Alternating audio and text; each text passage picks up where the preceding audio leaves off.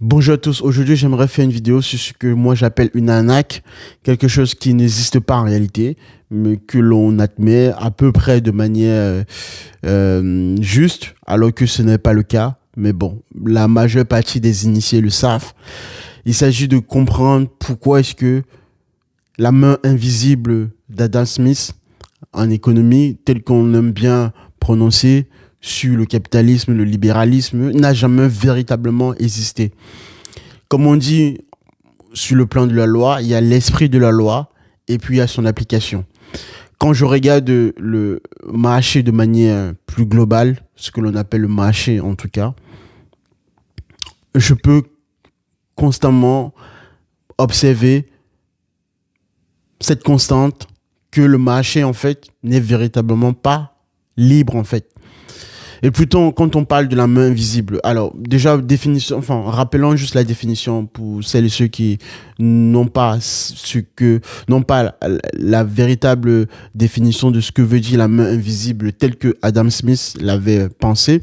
C'est-à-dire que la main invisible, c'est vous êtes quelqu'un dans une société, si vous suivez votre but, votre intérêt personnel, alors involontairement, vous contribuez au bien-être, au bénéfice de l'ensemble de la société. Globalement, voilà ce que veut dire la main invisible d'Adam Smith, telle qu'il avait effectivement défini.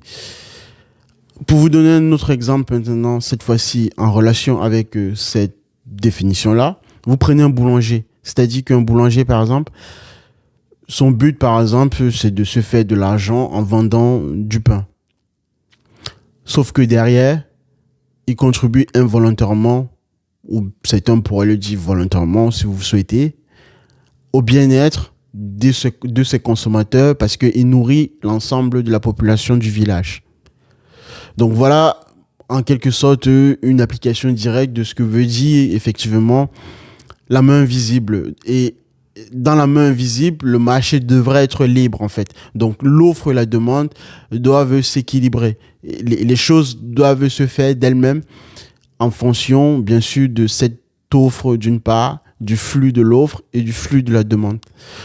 Lorsqu'on prend au niveau étatique, cela semble maintenant très difficile parce que vous avez un acteur, si je prends par exemple, quel que soit déjà le pays que vous prenez, surtout plus occidental, parce que si on prend par exemple les pays tels que la Chine, la Russie et tout on va dire, le monde non libre, le monde non civilisé, si vous souhaitez, au moins là c'est très clair, les choses sont dites de manière sans embâche, il n'y a pas d'entourloupe ou bien de recherche d'incompréhension, non. Vous êtes clairement soit dans un système qui va vous dire les choses telles qu'il le pense. Bon, ça a été un peu dit dictature, communiste, etc. Peu importe, enfin bref. Mais au moins, les choses sont très claires. Vous savez à quoi vous attendre en tout cas.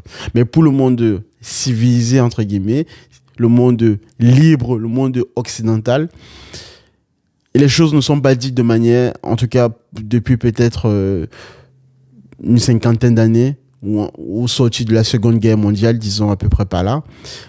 On est entré dans un cycle où le mensonge règne et l'économie telle qu'on nous dit, telle qu'on nous a fait apprendre quand on était en école d'ingénieur, on constate qu'en pratique, en fait, non, c'est un minimum d'acteurs qui maîtrisent le marché et donc en soi, le marché n'est pas totalement libre.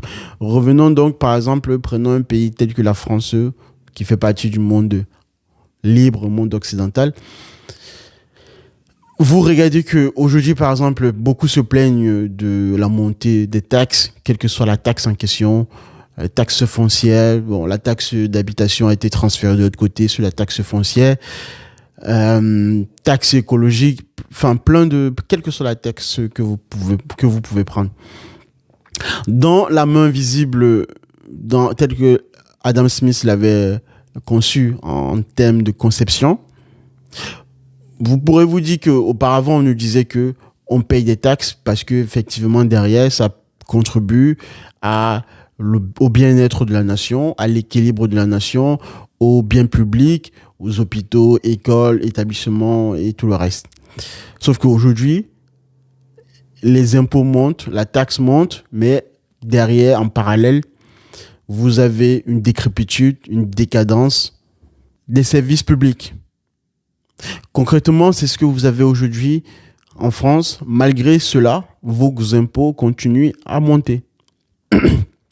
Donc, voyez donc, vous, qu'on n'est pas dans la main invisible d'Adam Smith. L'économie ne fonctionne pas en pratique, je précise, de cette manière-là.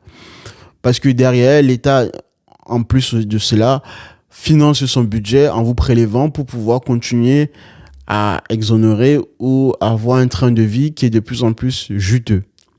Vous prenez le nombre de fonctionnaires en France, la bureaucratie, quand on sait très bien le poids lourd de la bureaucratie en France, comparé par exemple aux pays anglo-saxons, où quand même s'il y a des choses qu'on pourrait leur reprocher, au moins il y a une part de manœuvre que vous pourrez avoir en tant qu'individu salarié pour pouvoir entreprendre quand même à une certaine échelle.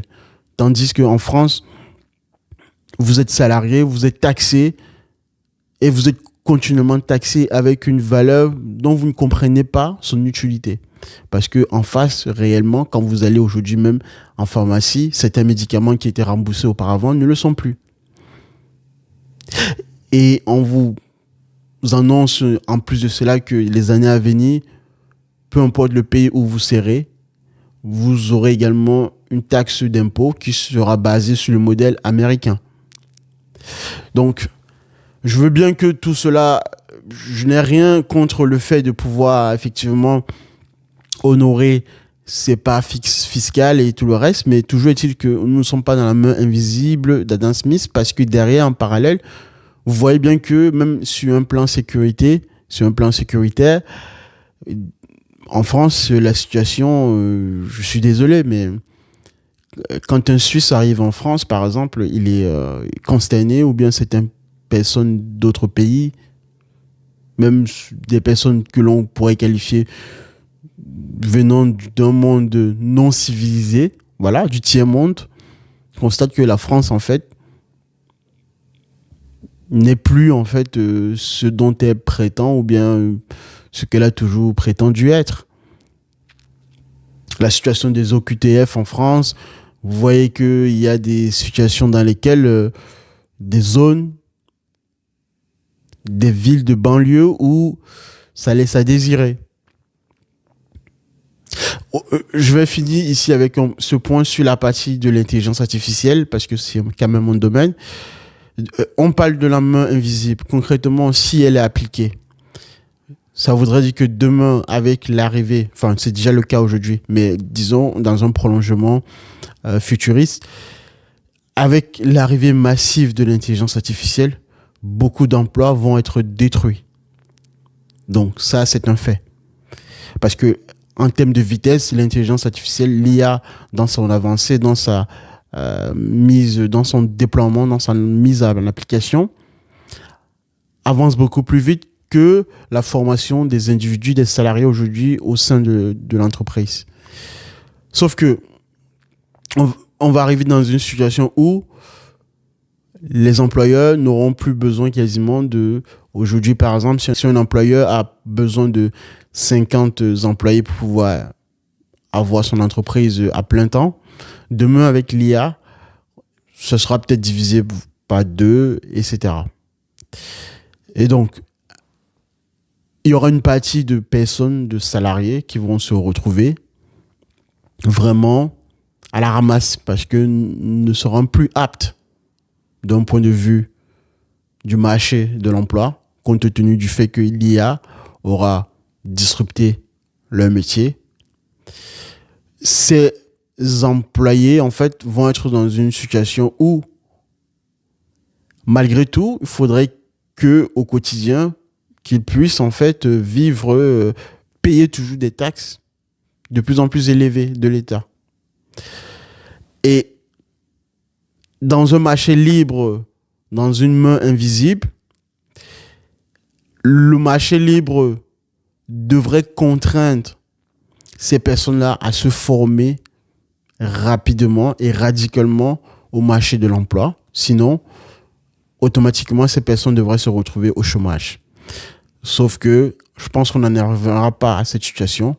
L'État sera obligé de mettre en place, l'État en France, de par son système socialiste, sera obligé de mettre en place une forme de revenu universel.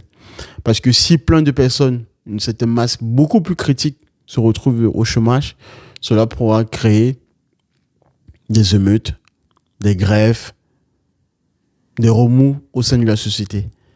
Et donc, l'État va prendre une partie de ces personnes-là qui ne seront plus aptes sur le marché de l'emploi dans une forme de revenu universel. Concrètement, vous serez payé juste de quoi vivre au quotidien pour, en fait, avoir un boulot, avoir un revenu d'alimentation, cette fois-ci. Et donc, seule une poignée de personnes seront sur le marché de l'emploi parce que aptes à comprendre les enjeux et les nécessités et les problématiques liées à l'intelligence artificielle. Donc, le marché libre ou la main invisible d'Adam Smith, pour moi, ça n'a jamais existé en pratique et ça ne va jamais l'être en tout cas. Même aux États-Unis où on peut considérer le chantre du capitalisme, au moins dans une certaine mesure par rapport à un pays tel que la France ou à l'Europe si vous souhaitez, en termes de liberté, quand même pour entreprendre, on ne va pas se mentir, c'est quand même beaucoup plus avancé. D'autant plus que quand on regarde la France, malgré la montée continuelle des taxes, en parallèle, vous n'avez pas de production réelle, de production qui pourrait être de ce qu'on appelle dans le marché comparatif, dans un service qui pourrait vraiment être vendu à l'international pour pouvoir supporter la production française. On remarque que les années à venir, clairement, la France est en train de dégringoler. Vous prenez sur le terrain numérique parce que c'est mon domaine, j'aime bien prendre des exemples basés là-dessus. Vous n'avez pas de monopole ou d'envie d'aller challenger les géants de la tech aux États-Unis sur l'IA générative déjà. Même bien auparavant, avant l'arrivée de l'IA générative, un moteur de recherche qui pourrait vraiment tenir le coup et voir le jour.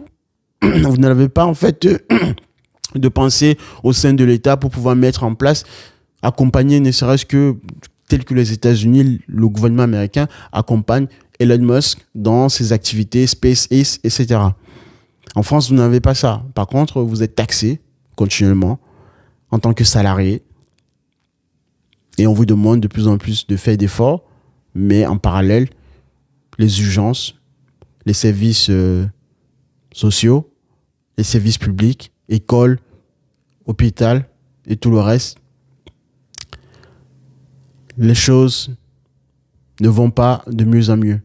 Moi, je m'arrête là, mettez en commentaire vos réflexions, parce que je pense quand même que j'ai déjà fait dans une autre vidéo une réflexion selon laquelle vous devez absolument vous former à l'intelligence artificielle. Ça sera bénéfique pour vous, parce que demain, avec l'IA générative et l'IA dans sa globalité, vous serez capable et vous pourrez vous permettre de postuler à l'international tout en vivant en France, si vous le souhaitez, ou sinon, vous pourrez vivre aussi à l'étranger, même si vous serez toujours taxé, parce que d'après une loi qui va, je pense, être promulguée d'ici peu, l'impôt français va s'aligner sur le modèle de l'impôt américain.